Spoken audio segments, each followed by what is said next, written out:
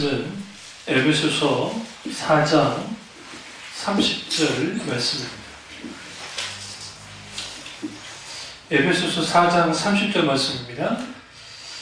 하나님의 성령을 근심하게 하지 말라. 그 안에서 너희가 고레 날까지 인치심을 받았느니라. 아멘. 말씀 제목은 지속적인 성령 충만입니다. 말씀 제목은 지속적인 성령 충만입니다. 우리가 성령 충만을 받아야 됩니다. 왜 그러냐면 우리가 성령 충만 없이 우리 신앙이 제대로 신앙생활을 할 수 없기 때문에 그렇습니다. 흔히 성령 충만하면 뜨거운 기도를 통한 그 열정, 또 열광, 또 어떤 현상, 그런 것들이 성령 충만이라고 생각합니다. 물론 성령 충만이 있을 때 그런 현상이 나타나긴 합니다. 그렇다고 해서 그 현상이 나타났다고 해서 그것이 성령 충만이냐? 그렇지는 않습니다. 왜 그러냐면 성령 충만은 굳이 이걸 실제로 성경적인 용어로 굳이 말하면 성령의 지배를 받는 겁니다. 성령께서 놀랍게 지배하시고 성령께서 지속적으로 역사하시는 것, 그것이 성령 충만입니다. 먼저 우리가 어느 시점에 강한 성령의 역사를 경험했다가 이제 시간이 지나면 지날수록 성령 충만의 역사가 서서히 나타나지 않게 되는 겁니다. 그러다 보면 사람들이 이제 신앙생활 할 때의 동력이라고 하는 그 에너지라고 하는 에너지라는 표현이 좀 그러긴 하지만 원동력이라 할 수 있는 성령님의 놀라우신 그 역사하심이 이제 사라지기 시작합니다. 그렇게 되면 이제 그걸 대신해서 나오는 게 이제 종교적인 활동, 또 종교 놀이 이런 걸 통해서 이제 해버리는 거죠. 그럼 이제 우리가 반대로 말하면 그러면 우리가 어떤 교회에서 어떤 집회에서 막 열광적인 막 그런 걸 보이면 그것이 과연 성령 충만인가? 이 부분을 전하는 에드워드 목사님이 분명히 그 부분에서 말합니다. 그러니까 겉보기에는 막 열광적이고 막 현상들이 막 나타나니까 사람들이 그 현장이 성령 충만한 현상이라고 하지만 사실 모든 성령 충만 속에는 반드시 그들의 역사, 다시 말하면 그들의 열매를 들여다봐야 됩니다. 어떻게 해서 이런 일이 벌어졌는가, 그리고 실제로 그러한 역사가 나타났을 때 사람들이 어떻게 변화되어졌는가를 봐야 돼요. 그러니까 좀 역동적이고 좀 은사주의적인 교회들은 대체적으로 뜨겁습니다. 뜨겁게 기도합니다. 그러니까 그런 걸 통해서 사람들이 아주 성령이 충만한 교회인가 보다라고 생각하는데, 그러나 사실은 그것은 그 교회의 분위기와 훈련을 통해서 가능해요. 그러니까 이번에 명성교회 김한우 목사가 설교하면서 지금 현재 일어나고 있는 게 사탄의 역사이고 이걸 잘 이겨내야 된다고 이제 막 하니까 말도 안 되는 아멘 하는 거예요. 그러니까 그 교회 분위기는 아멘 훈련을 시켜놓은 거죠. 기본적으로. 그건 아멘할 게 아니거든요. 그래서 담임 목사를 위해서 막 기도하는데 이렇게 하면서 하나님의 권능을 보여주시고 뭘 이렇게 해주시고 원로 목사님 어떻게 해주시며 하나님의 놀랍게 역사에 달라고 하면서 분위기를 달고서 합니다. 그럼 그 교회는 교회들도 똑같이 기도를 합니다. 그게 정상입니까? 오히려 회개하는 게 정상이죠. 하나님 앞에 눈물을 흘리면서 저는 우리가 죄인입니다. 저는 불쌍히 여겨달라. 또 하나님이 또 다른 하나님의 기회를 주신다면 예를 들어 하나님 은혜 주시면 그럴지 모르겠는데 하나님의 권능을 주시고 하나님의 붙들어 주시고 이런 난관을 이기게 하시며 도노란 그 교회 안에 있는 교인들은 대부분이 이제 이런 모든 것들 빨리 지나가 버리고 그냥 됐으면 좋겠다라고 생각하는 거예요. 그게 참이고 거짓이고 잘못되고 잘못되지 않고는 생각이 별로 없어요. 이게 마비된 교인들의 특징입니다. 이게 정서의 마음이 되고 종교 분위기의 마음이 되고 그 교회의 소위 말하는 그 한 목사 개인의 카리스마에 의해서 마비되어 버리니까 일종의 그 교주를 따르듯이 그들이 정말 그 인격 자신 하나님을 따르는 것이 아니라 어떤 교주를 따르듯이 그렇게 따라요. 이게 정말 심각한 겁니다. 어떻게 총이 노예 재판국에 들어가가지고 그 장로라는 사람이 목사한테 이 새끼 저 새끼 할 수 있어요. M교의 장로라는 사람이. 그러니까 그래도 목사님들 참 착하셔. 장로님 그렇게 막 말하시면 안 된다고 이제 막 하시긴 했는데 그럼 왜 그래요? 그 사람이 크리스찬인가요?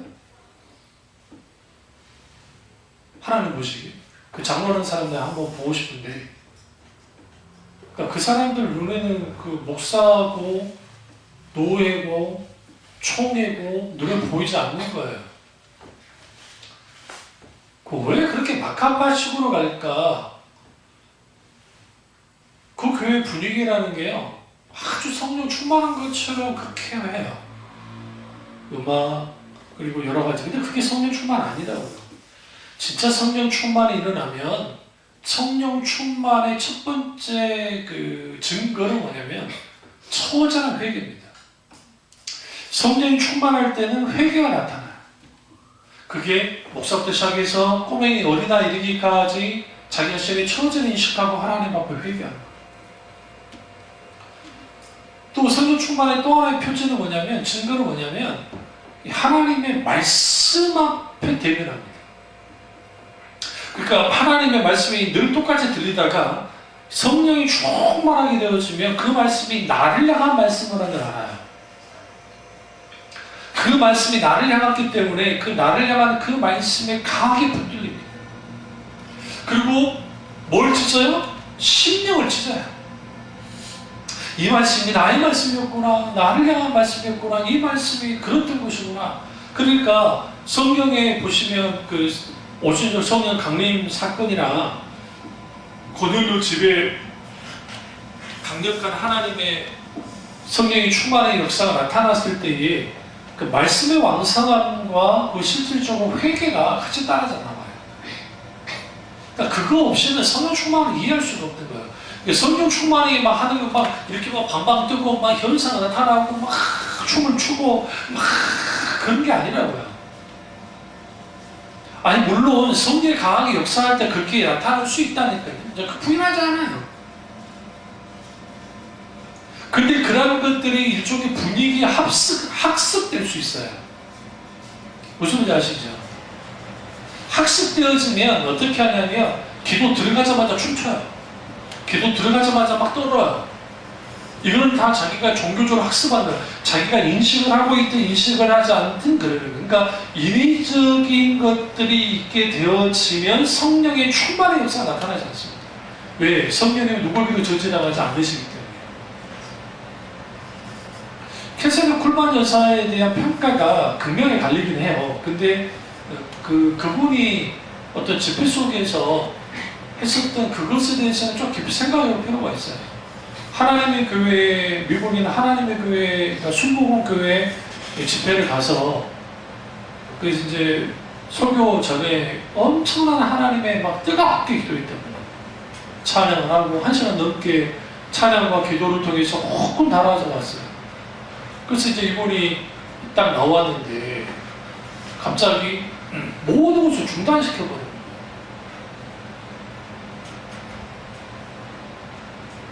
그걸 다 중단해요. 그리고 주님만을 찾아요. 주님만을 찾으시죠.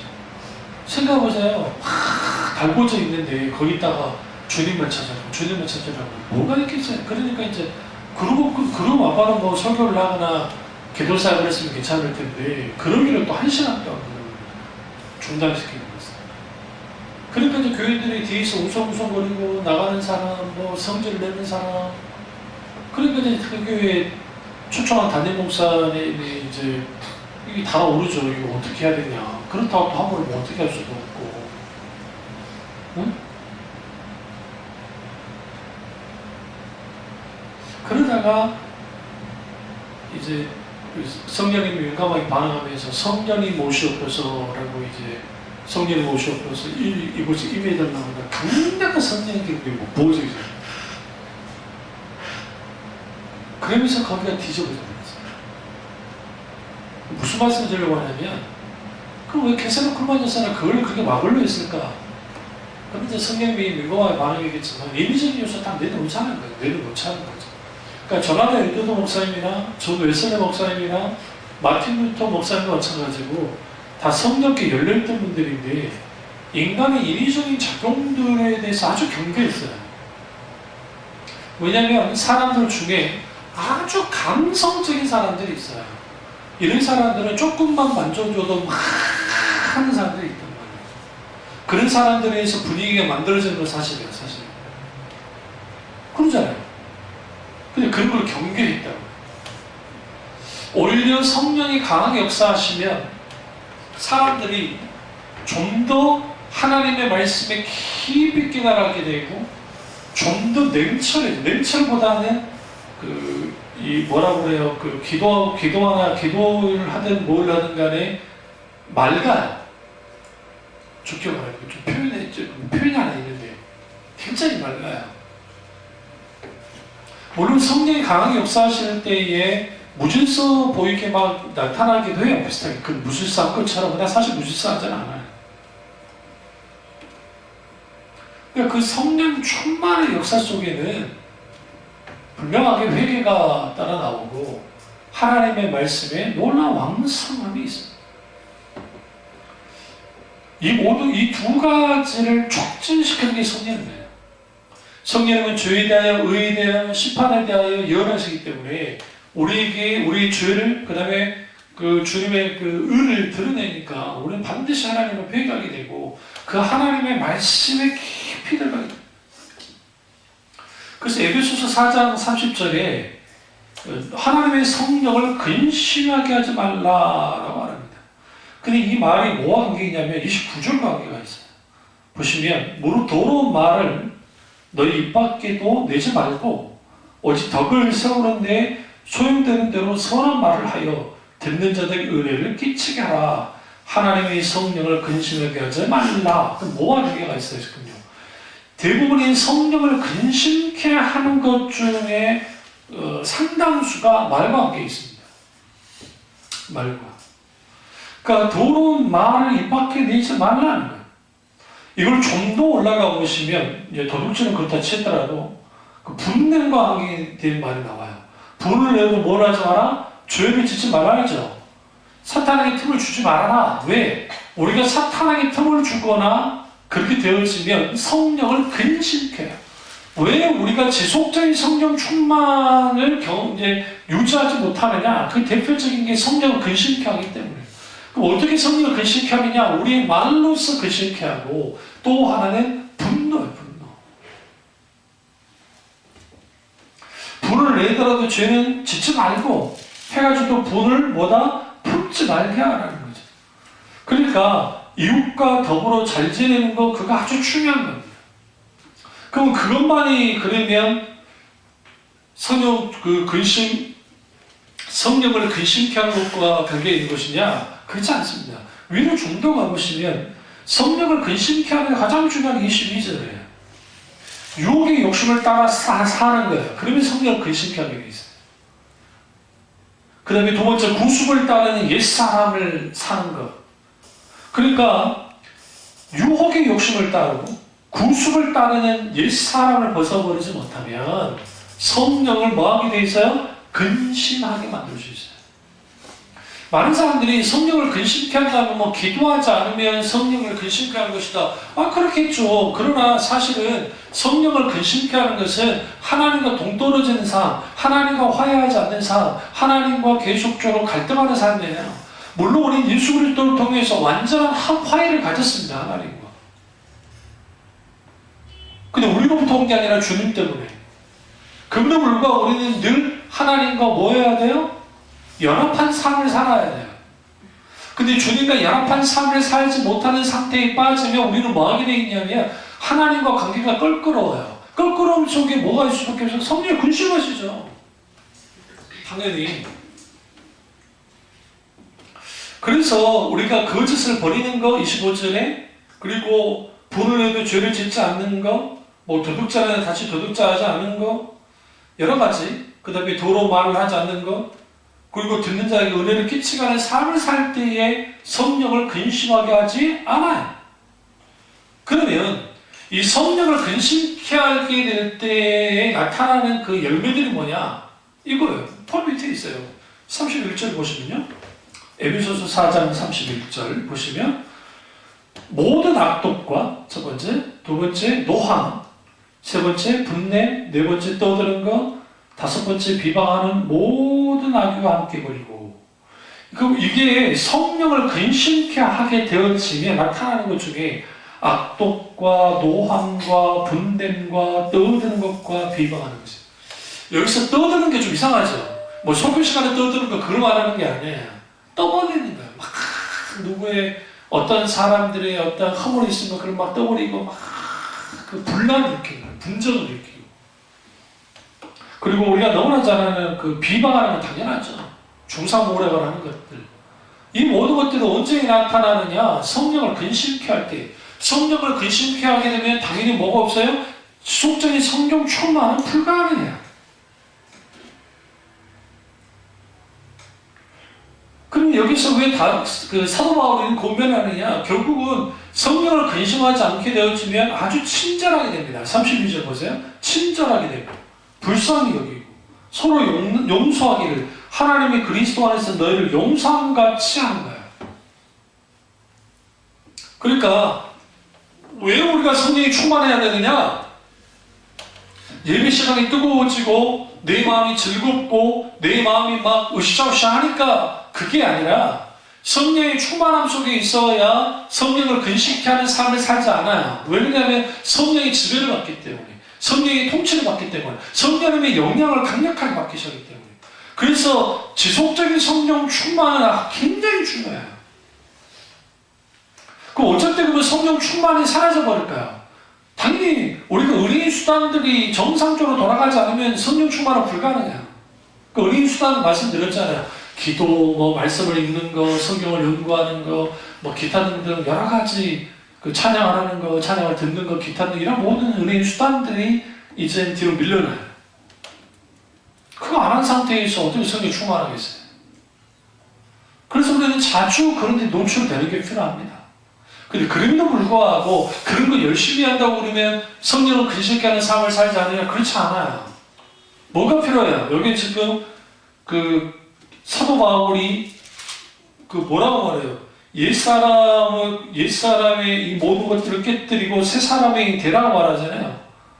그러니까 전환이 없으면 삶의 전환, 가치관의 전환, 실질적인 나의 어떤 성향의 전환들이 일어나지 않으면 무슨 일이 벌어지냐면 성령을 근심케 하는 삶을 살 수밖에 없어요. 그리고 그것이 나타나는 열매가 뭐라고요? 악독과 노함과 분냄과 떠드는 것과 비방하는 거예요. 근데 참 재밌는 게 뭐냐면요. 오순절교통이나 은사주의적인 어떤 그런 막 굉장히 으쌰으쌰한 교회를 치고 정말 그 말로 그러니까 입으로 짓는 죄를 그런 교회들만큼 짓는 적이 없어요. 이상할 만큼. 모르세요? 이상한 만큼. 그러니까 뒷이야기하고 후욕하고 하는 일들을 아주 뜨겁다고 하는 교인들이 쉽게 한단 말이에요. 이상할 정도로. 그럼 왜 그럴까? 그들이 말하는 성령 충만과 성경에서 말하는 성령 충만은 전혀 다르기 때문이에요. 성령 충만은 성경이 두 가지로 말합니다. 하나는 동사적인 성령 충만과 하나는 형용사적인 충만이 있어요. 성경에 그렇게 써있다는 게 아니라 시제가 그렇게 되어 있습니다. 아까 그렇게 되어 있습니다. 시제라는 말이 아니라. 그러니까 성령 충만에 대해서 말할 때 단번에 단순 과거형으로 어느 순간에 딱 충만할 때 있어. 그때는 언제냐면 강한 능력으로 충만할 때, 강력한 성령의 역사 나타날 때, 거기에 막 병든 자가 막 구출을 받고 막 그런 역사가 나타나는 것들. 그게 이제 능력을 임하는 성령 충만, 이게 단순 과거형으로 그 시점에 강력하게 나타날 때의 성령 충만 있고, 이걸 이제 뭐라면 동사적인 성령 충만이라고 그러고, 그럼 형용사적인 성령 충만은 뭐냐면 이거는 뭐냐면 성품을 변화시키는 거예요.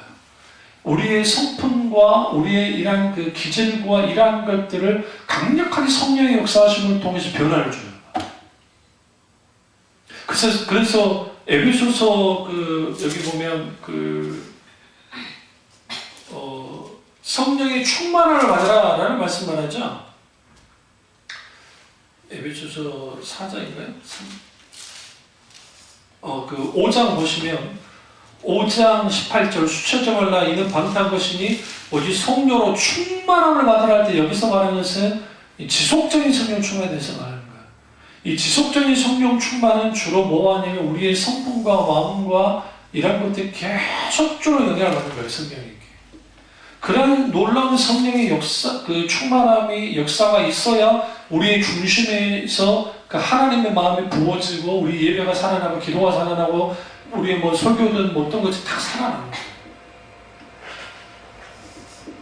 그래서 아주 중요합니다. 그래서 우리가 지속적인 성령 충만을 받으려면 첫 번째 당연히 성령을 근심케 하지 말아야 됩니다. 두 번째는 성령을 소멸하지 말아야 돼요. 성령을 찾아보겠습니다.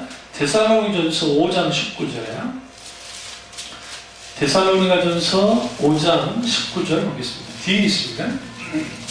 에베소서 뒤에 전서 5장 19절을 보시면 성령을 소멸하지 말며라고 되어 있었는데 우리가 성경을 읽으실 때요 이 구절 하나 있으니까 이 구절 하나만 보시면 안 되고요 이제 위에 있는 구절을 쭉 보실 필요가 있어요. 그러니까 5장 전체를 좀 이제 이해하실 필요 있습니다. 그러니까 성령 소멸과 관계되어서 이제 보면 종말할 때에 주님이 어떻게 될지에 대해서 분명히 말합니다. 그래서 평안하다 안전하다 할 때에 이제 재림의 날이 주님이 이제 오실 거라라고 말하죠. 이 데살로니가전서 5장의 핵심은 5절에 한번 가보세요. 5절. 너희는 다 빛의 아들이요 낮의 아들이라 우리가 밤이나 어둠에 속하지 아니하나니. 그러니까 우리는 뭐가 돼야 되냐면 빛의 아들이고 낮의 아들이 돼야 돼요. 그러면 왜 그러니까 어떤 사람이 성령을 소멸하는 사람이냐? 어둠에 지배하기 때문에. 실제로. 그래서 여러분 이 말씀이 뭐와 연결이 되어지냐면 우리 너무나 잘 아는 항상 기뻐하라 쉬지 말고 16절 17절 보세요. 항상 기뻐하라 쉬지 말고 기도하라 범사에 감사하라 이것이 그리스도 안에서 너를 향하신 하나님의 뜻이니라. 그러면 우리가 이 구절만 보면요 하나님의 뜻은 뭐예요? 첫째, 항상 기도하는 거. 두 번째, 쉬지 말고 기도하는 거. 세 번째, 범사에 감사하는 거예요. 근데 이거는 성경을 아주 편협적으로 보고 있는 거예요. 왜 그러냐면 에베소서 5장 전체를 쭉 보시면 여기에 8절 보세요. 우리는 낮에 속하였으니 정신을 차리고 믿음과 사랑의 호신경을 붙이고 우리 소망을 투구를 쓰자. 뭐가 연상이 되나요? 하나님의 전신갑주가 연상이 되죠. 그러니까 하나님의 전신갑주가 연상이 돼요. 그러면 여기서 우리는 뭘 할 수 있냐면 빛의 아들 그리고 낮의 아들들은 어떤 사람들이냐라는 거예요. 그들은 어둠에 있지 않은 자들이고 그들은 낮에 속했기 때문에 정신을 차리고 있어요. 그러면서 믿음과 사랑의 호신경을 붙이고 구원의 소망을 투구를 쓰는 자들 그들이 누구냐? 그들이 빛의 아들이에요. 그러니까 쓰라고 말하는 거예요. 쓰자고 말하는 거예요. 그러면서 재밌는 표현이에요. 형제들아 하는 거예요. 그러니까 5장 1절에 형제들아 그 다음에 12절에 형제들아 할 때에 우리가 성경을 읽으실 때에 접촉사만 볼 게 아니라 그리고 그러나 그런으로 그런 것만 잘 읽어도 성경을 읽을 수 있지만 여기 의도적으로 사도 바울이 그냥 이걸 어떻게 할 수 있어요?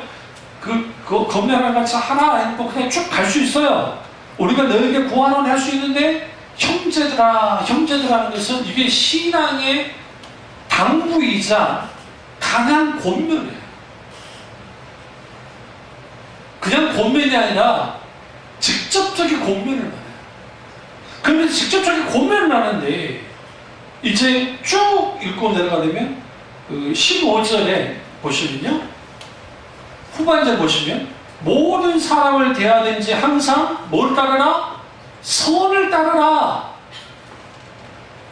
여기 이제 동사가 계속 나오는데, 물론 이제 우리 한글 쓰기 동사적이지만 하나는 좀 다르긴 합니다만은, 근데 그 헬라어는 특별히 막 동사, 우리 같이 막 동사 그런 건 아니고 모든 명령형은 동사적으로 보는 거예요. 해야 되는 거예요. 동사란 말이 해야 되는 거예요. 그 말씀을 따르는 거예요. 그런데 재미있는 게 빛의 아들은 어떤 존재냐는 거예요.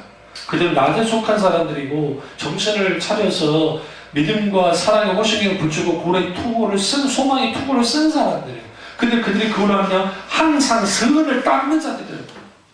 항상 선을 따르는 자들인데 그들 속에 뭐가 있느냐? 항상 기뻐하고 쉬지 말고 기도하고 범사에 감사해요. 근데 우리가 한글 성경을 보면 마치 이것이 할 때요, 여기서 말하는 이것이 할 때에 항상 기뻐하라, 시정하라, 기도하라, 범사에 감사하라, 그것을 수식해 준 거라고 착각하라는 거예요. 네? 좀 어려워요, 설교가? 무슨 말이냐면 딱딱 그 따르라 해놓고 항상 기뻐하라, 시정하라, 기도하라, 범사에 감사하라, 그리고 이것이 하면 16절, 17절, 18절에 있는 말씀을 이걸 수식을 해서 이것이 그리스도 예수 안에 너를 향하신 하나님의 뜻이니라 라고 축소하면서 해석하면 안 된다고요. 성경은 그렇게 되어 있지 않아요. 헬라어 원제는 특히 영어 성경 집에 가서 한번 보세요. 영어 성경만 봐도 쉽게 알 수 있어요. 영어 성경 그렇게 되어 있지 않아요. 뭐냐? 5장 전체에 있는 그 말씀을 전체를 뭐하고 하냐면 품고 말하는 거예요, 성경이에요. 그러면 5장에 있는 이 위에 있는 말씀이 뭐와 관계는 말씀이 다 있어요? 뭐와 관계는 말씀이 다 있어요? 빛의 아들요. 응? 낮의 아들요. 우리가 언제 성령을 소멸하느냐? 빛의 아들의 삶을 살지 않을 때 그러는 거예요. 단순히 우리가 기도하지 않으면 성령을 소멸해. 그 말은 부분적으로 맞아요. 성령 소멸한 사람이 어떻게 기도하는 삶을 살겠어요? 근데 그걸 너무 쉽게 생각해서 많은 사람들이 그 위에 있는 말씀, 항상 기뻐하라, 시험기라, 범사에 감사하라 라고 그 다음에 성령을 소멸하지 말아라 라고 나오니까 이 성령 소멸을 뭐와 연결시키냐면 항상 기뻐하고 심을 기도하고 범사에 감사하는 삶을 살지 않으면 우리도 망하게 된다, 성령을 소멸하게 된다. 그 말은 부분적으로 맞다고요. 그러나 사실은 항상 기뻐하고 쉬지 말고 기도하고 범사에 감사하는 것은 누가 하는 그 삶이에요, 행동이에요. 낮의 아들, 빛의 아들이에요. 사도 바울이 뭘 강조하고 있냐면 우리는 마지막 때에 빛의 아들이 되어야 한다는 겁니다. 낮의 아들이 된다는 거예요. 그래서 어디를 가든 이 어둠을 비춰주는 거예요. 근데 그들은 어떤 사람들이냐? 오직 깨어 정신을 찾는 사람들이고 어둠에 속하지 않은 사람들이고 믿음과 사랑의 호신경을 붙이고 고리 소망의 투구를 쓰는 사람이 뿐만 아니라 피차 권면하고 덕을 세우는 사람들이에요. 그리고 그들은 항상 선을 따릅니다. 그리고 그들 속에는 뭐가 나타나요? 항상 기뻐하고 쉬지 말고 기도하고 범사에 감사한다고요. 감사해요. 이것이 앞에 이 모든 것이 그리스도 예수 안에 너를 향한 하나님의 뜻이라고요. 다시 말하면 항상 기뻐하고 쉬지 말고 기도하고 범사에 감사하는 것만 하나님의 뜻이 아니라 낮의 아들, 빛의 아들로 사는 자들이 사는 것이 뭐예요? 그리스도 예수 안에서 너를 향한 하나님의 뜻이라고요. 왜? 지금 이 있는 말씀이 낮의 아들들과 빛의 아들들과 관련된 말씀들이기 때문에. 우리가 성경을 볼 때 자칫 잘못하면, 해석을 하면 단순히 항상 기뻐하라, 시험을 기도하라, 범사에 감사하라, 이것은 그리스도 예수 안에 너희가 하나님의 뜻이니라 라고 하나님의 뜻은 항상 기뻐하고 시험을 기도하고 범사에 감사하는 것입니다 라고 해석하지 않을 해석이 불가능하다는 게 아니에요. 근데 이것은 본래의 사도 바울이 말하고자 하는 것을 아주 축소해 놓은 거예요. 아주 축소. 그럼 뭐예요? 빛의 아들. 그 빛의 아들의 삶을 사는 거. 낮의 아들의 삶을 사는 거. 그 빛은 뭐예요? 그게? 예수님의 이름 중에 독특한 이름이 있어요. 그게 뭐예요? 우리 교회 이름. 참빛이요, 참빛. 요한복음 가보세요. 요한복음 1장. 1장 9절 보시면 참빛 곧 세상에 와서 각 사람을 비추는 빛이 있었나니. 여기서 참빛은 누구예요? 하나님이에요. 예수 그리스도 성육신하기 전 예수 그리스도 그분 자신. 그래서 예수님의 또 다른 명칭이 참빛이에요. 우리 교회의 이름이 참빛 중앙교회잖아요. 근데 원래는 중심이라고 하려고 했으면 큰일 날 뻔했어요. 왜? 이초석이가 예수 중심교회를 해놔가지고. 그러니까 그래 참빛 중심교회 하면 이게 촌스럽잖아요. 그래서 센트럴 처치라고 하는 거예요. 그래서 참빛 중앙교회라고 하는 거예요. 근데 이 참빛은 뭐냐? 예수 그리스도 그분의 빛. 그러면 이 빛이 왜 참빛이냐? 모든 빛은 스스로 발광하는 빛은 별로 없잖아요. 태양이 스스로 발광하잖아요. 그러니까 예수 그리스도 그분 자신이 원래의 빛이 되셔서 발광하는 빛으로서 우리에게 비춰주시는 거예요. 우리는 그 빛을 받는 거죠. 그 빛을 감당할 때 우리는 빛의 아들들이 되는 거예요. 그러면 다시 본문으로 돌아가시면 성령 소멸과학에 이제 봐야 되니까요. 그럼 여기서 성령을 소멸하지 말아야 할 때 소멸은 뭐냐면 그 헬라어로 소멸하는 뜻은 수벤테라는 단어를 썼는데 현재형 동사예요. 끄다, 억누르다는 뜻입니다. 다시 말하면 이거예요. 계속 성령의 불이 꺼져 있는 상태를 뜻해요. 무슨 말인지 아시죠? 그러니까 갑자기 탁 꺼주고 다시 붙일 수 있는 게 아니라 계속 꺼져 있는 상태. 이게 소멸한다라는 거예요. 오늘 소멸한다고 우리는 한글말로 이해하면 없어진다 생각하잖아요. 그냥 소멸해버렸어, 없어져버렸어. 그런 차원이 아니고 꺼졌다는 거예요. 어떻게? 계속적으로 성령의 불이 꺼져 있는 상태를 말합니다. 그러니까 이 부분을 그 NIV 성경에는 잘 말하고 있어요. Do not put out the spirit fire. 성령의 불을 끄지 말아라 라고 되어 있어요. 그러니까 소멸하지 말라는 것은 성령의 불을 끄지 마라. 근데 왜 그러면 성령의 불을 끄게 되느냐? 빛의 아들들의 삶을 살지 못하는 사람들이, 여러분 좀 이상하지 않으세요? 뭐 그 범사에 감리는 하나님의 뜻이니라. 그러다 갑자기 사도 바울이 성령을 소멸하지 말고 예언을 멸시하지 말고 범사에 좋아하는 하는 모양을 버리라. 왜 이 말이 나왔을까요? 여러분 성경 읽으시다가 갑자기 뜬금없는 말이 나온 것 같잖아요. 그러면 분명하게 앞에 있는 말씀과 이 자기가 읽고 있는 말씀을, 그 다음에 그 뒤에 있는 말씀을 쭉 보셔야 돼요. 성령을 소멸하게 되어지면 거기는 뭐가 일어나요? 예언을 멸시하는 일이 일어나고요. 그리고 범사에 해야 할 좋은 것을 취하지를 못해요. 왜? 소멸했기 때문에. 그리고 뭐예요? 악은 어떤 모양을 버렸는데 이제는 악을 모양으로라도 취해요. 그러니까 우리가 성령 소멸하게 되어지면 단순히 우리가 성령의 불이 꺼진다, 내가 뜨거움이 사라졌어, 열정이 사라졌어, 열망이 사라졌어 정도 아니에요.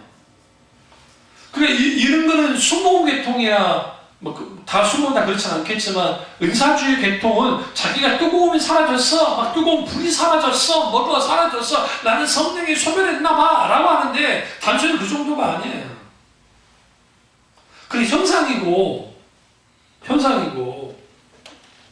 성령을 소멸하게 되어지면 예언을 멸시하는 거, 혈에 뭐 조국을 취하지 못한 이런 모든 것들이 우리 속에 일어나기 시작해요. 그래서 아주 중요한 말 하는 거예요. 왜 그러냐면, 이 데살로니가 전서에서 쭉 보시면, 특별히, 뭡니까, 주님 오실 것에 대한 것도 있지만, 이 권면의 말씀 속에서 사도 바울이 뭘 원하는 것인가? 결국은 우리 신앙이 바로 서려면 지속적인 성령 충만이 필요하고, 근데 그 지속적인 성령 충만을 막는 것이 성령을 근심케 할 때라고 첫 번째. 두 번째는 성령 소멸인데, 그러면 성령을 근심케 하는 것과 성령을 소멸하는 것은 어떤 차이가 있는 거죠? 단순히 기도하지 않고, 뭐 하지 않으면 그러면 그렇게 되는 겁니까? 아까 전에 성령이 근심하다 할 때 에베소서 4장 30절에 말할 때 헬라어 단어를 말씀 안 드렸는데 그 단어가 헬라어로 루페오예요. 그 뜻은 괴롭히다, 슬프게 하다, 고통을 주다 라는 뜻입니다. 이거는 인격체만이 느낄 수 있는 거예요.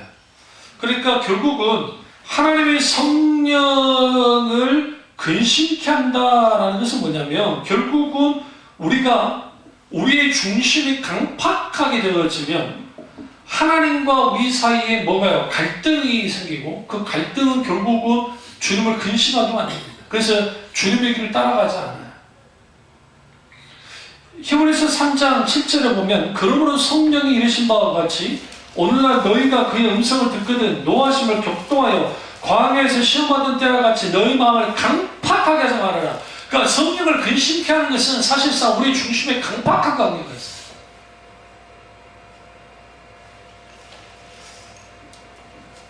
그리고 그 마귀에게 그러니까 거기에 말이든 사탄에게 tum을 주든 분노를 내든 막 그런 것들이 성령을 근심케 하는 것과 관계가 있단 말이에요.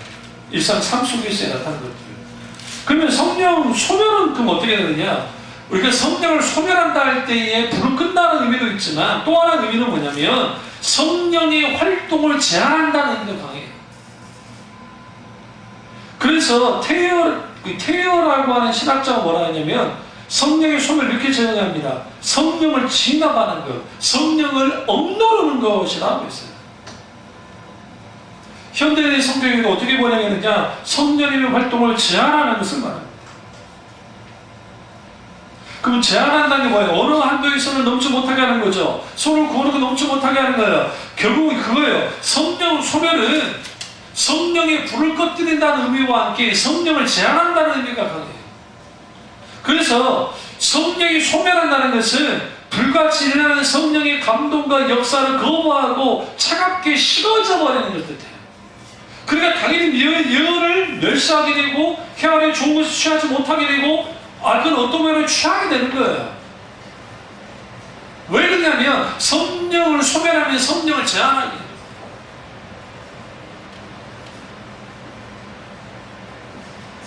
그래서 여러분 성령 소멸이 주로 언제 나타나냐면 아까 말했지만 빛의 삶을 살지 못하는 삶 속에서는 나타나지만 지속적으로 성령님을 제한시키고 그 다음에 그게 잘못된 신학적인 편견에서 그럴 수도 있고 아니면 또 실질적인 그의 그 신앙 가운데 있는 잘못된 형태의 신앙이 막 그럴 수도 있고 그렇죠. 그러면서 성령의 불을 딱 꺼뜨려버려요.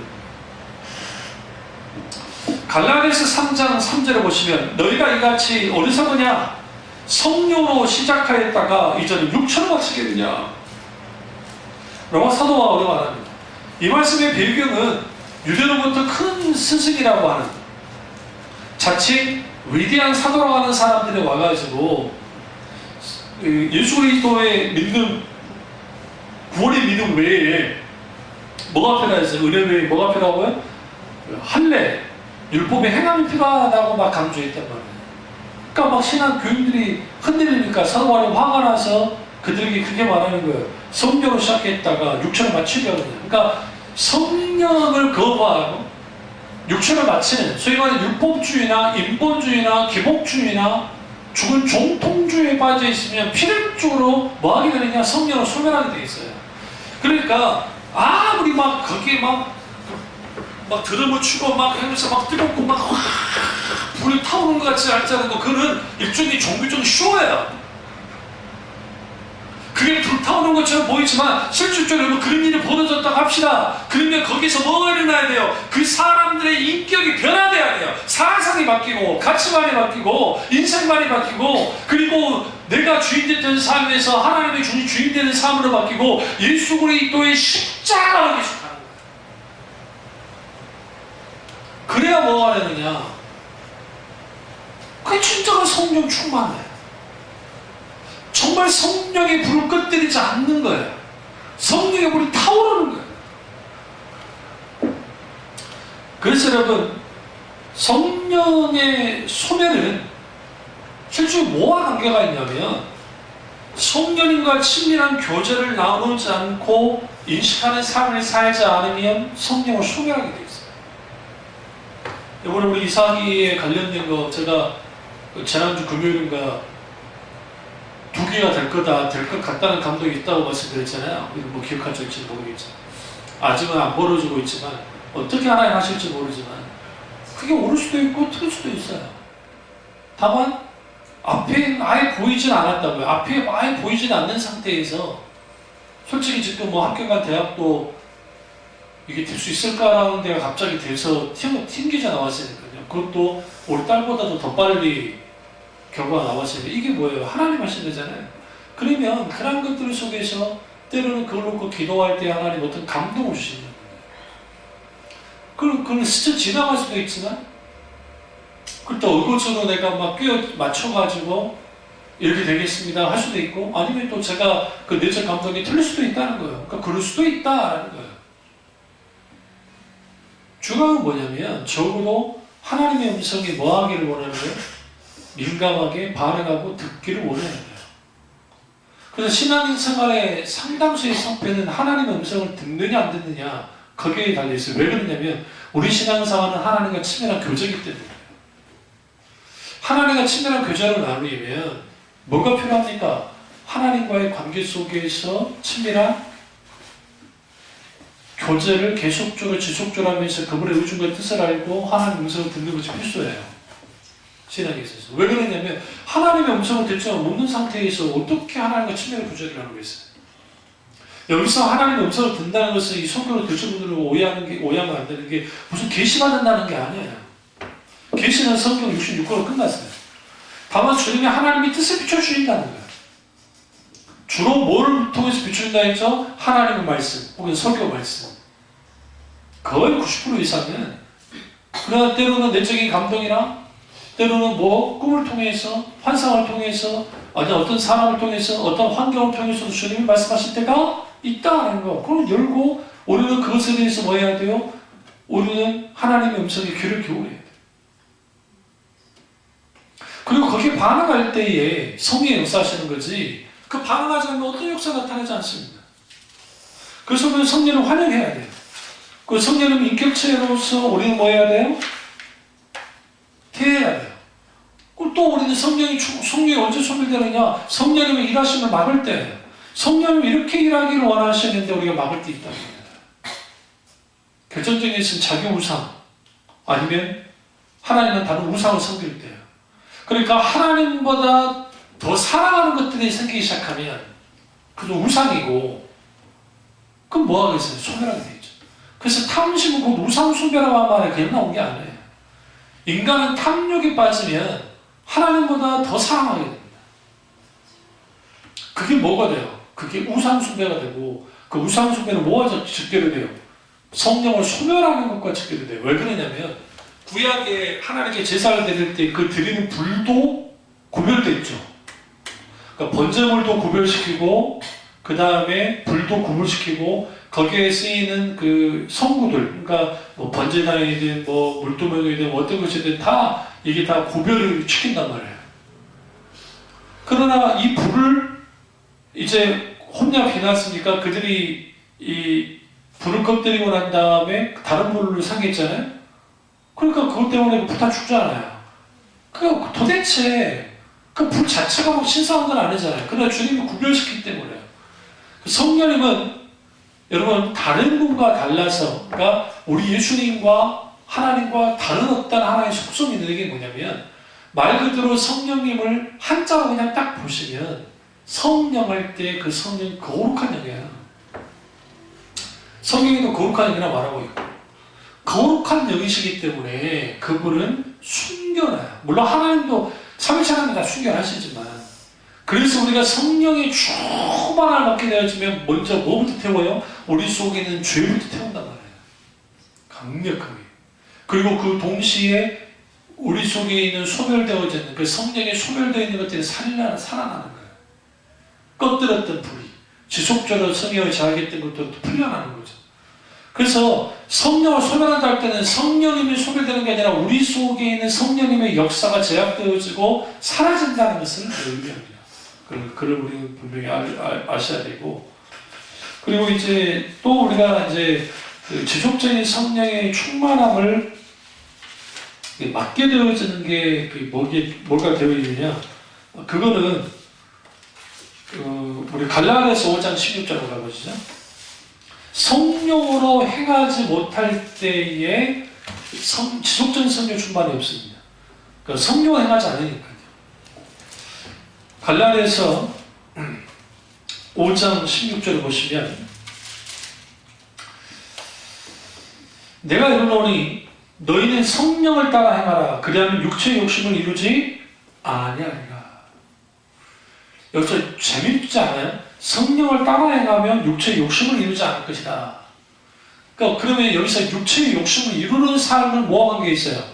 성령을 따르지 않는 삶과 관계가 있어요. 그러니까 오늘날의 사람들이 성령을 따르는 삶이 아니라 육체의 욕심을 따르는 삶이잖아요. 그럼 당연히 그들은 뭐 하게 돼 있어요? 성령 충만으로부터 멀어지게 돼 있어요. 여러분, 우리가 이걸 뭐라고 하냐면 종교적인 일종의 뭐라고 그럴까요? 그러니까 착각이에요, 착각. 착각적 성령 충만이라는 게 있는데, 그게 뭐냐면, 일주일 동안 나 막 살다가 막 살아요.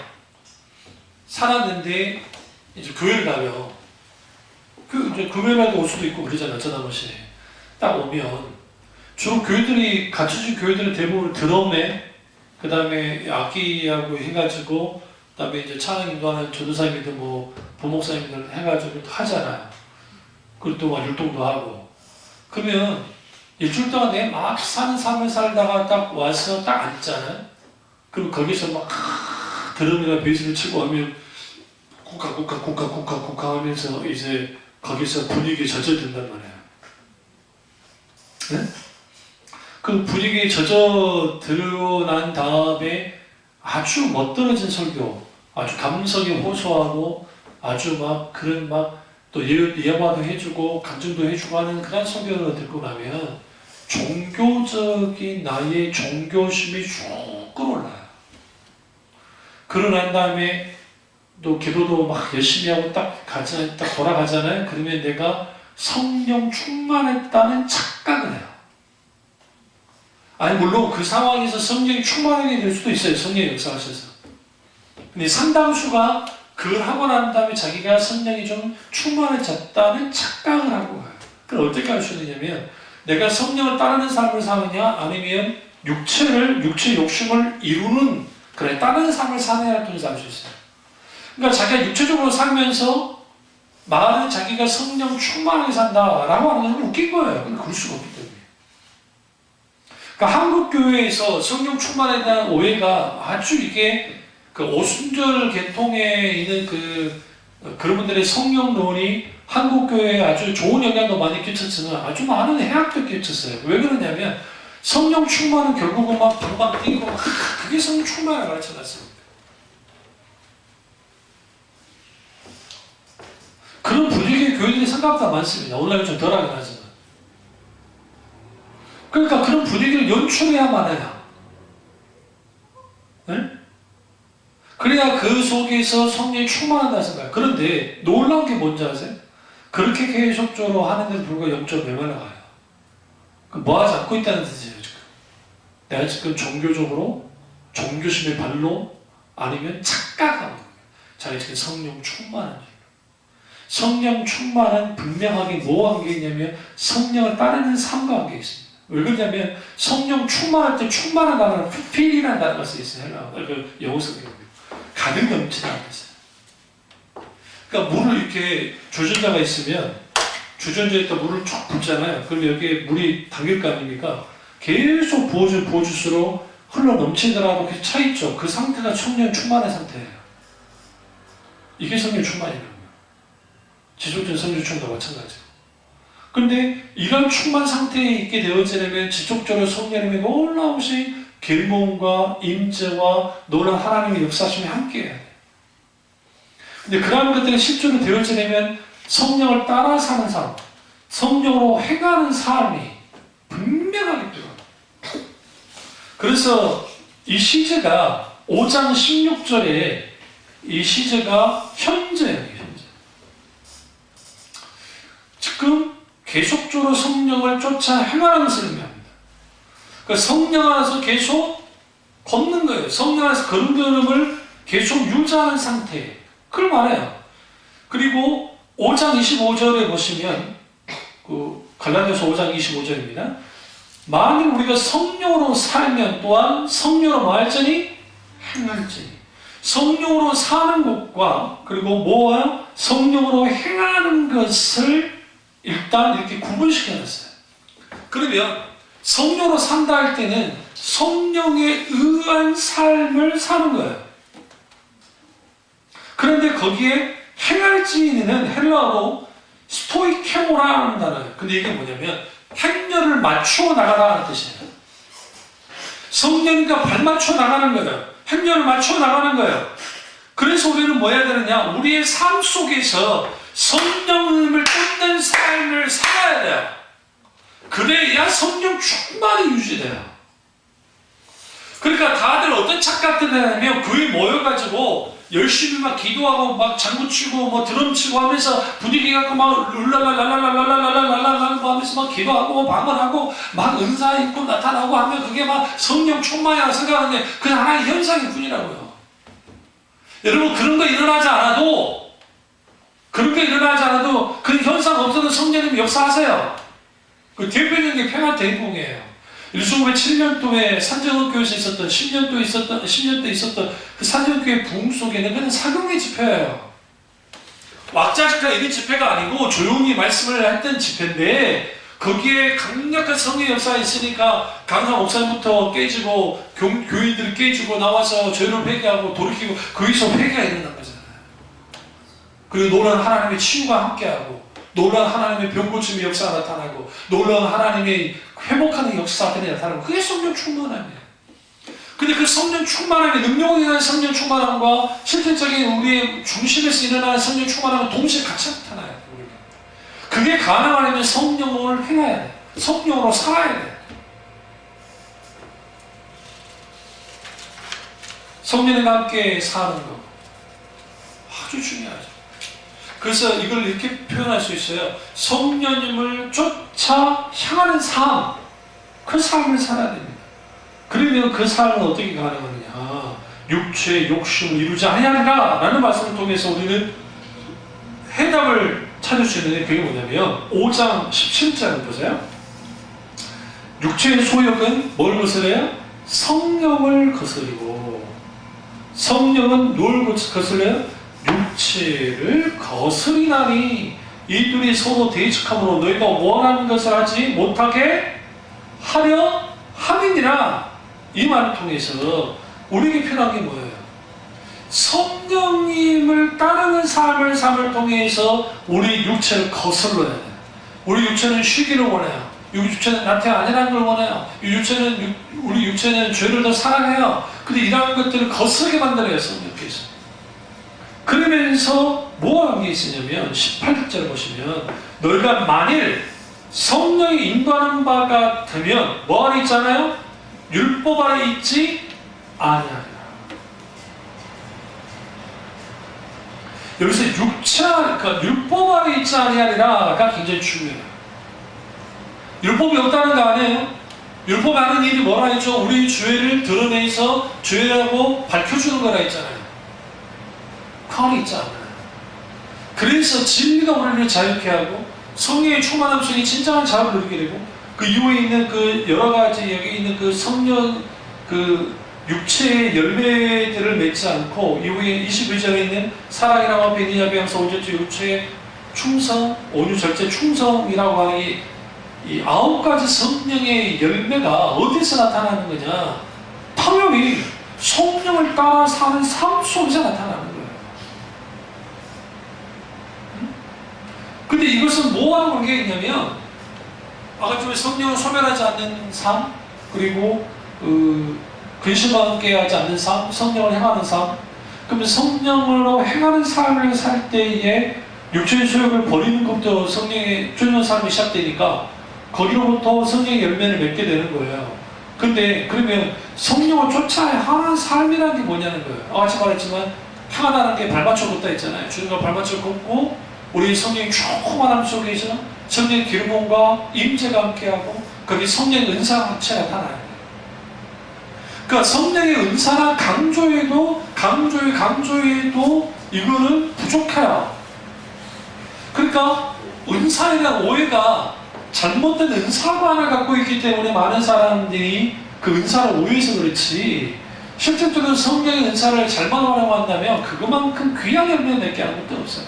그런 의미에서 우리가 분명히 볼 게 뭐냐면 성령이 충만하면, 지속적인 성령이 충만하면 성령을 근심케 하지 않고 성령을 소멸하지 않고 성령을 행하는 삶, 성령을 쫓아 향하는 삶을 살아갈 때에 뭐가 있게 되는 거예요? 지속적인 성령 충만함이 있어요. 그 지속적인 성령 충만한 삶을 살 때에 우리 가운데 사랑이라고 표현, 인디자비양서, 온유, 절제, 충성이라고 하는 열매를 맺습니다. 이 열매는 잠깐 이걸 소개를 시키자면, 예전에 여러분 소개했지만 다 까먹었을 테니까요. 여기서 사랑이라고 표현, 인디자비양서, 온전체 충성은 예수 그리스도 그분의 성품과 관계가 있어요.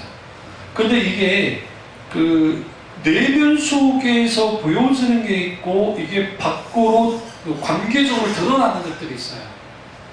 화평 같은 경우도 그렇죠. 그러니까 사랑, 희랑, 화평, 오래 참음, 자비와 양선. 양선은 선을 도모하는 거예요. 충성, 외부적으로 드러나죠. 온유, 절제.